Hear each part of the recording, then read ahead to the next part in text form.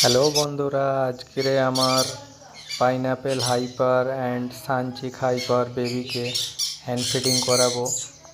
এর জন্য প্রথমে A19 খাবার রেডি করা আছে। তারপরে এই দেখো ছোটো বেবিগুলোকে কত সুন্দরভাবে আস্তে আস্তে করে খাওয়ানো হচ্ছে।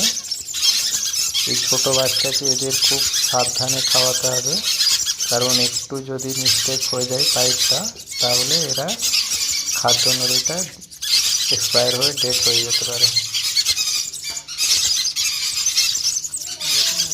এখানে 12টা সানচিক আর হাইপার পাইনাপেলের বাচ্চা আছে টোটাল।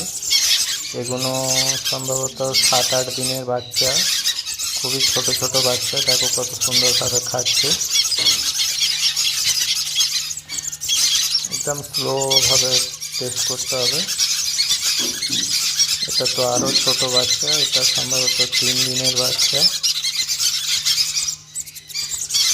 একটা পাখি বাচ্চাকে 2 থেকে 3 ml খাবার দেওয়া হয়। টোটাল এখানে 12টার মতন বেবি আছে বাচ্চা।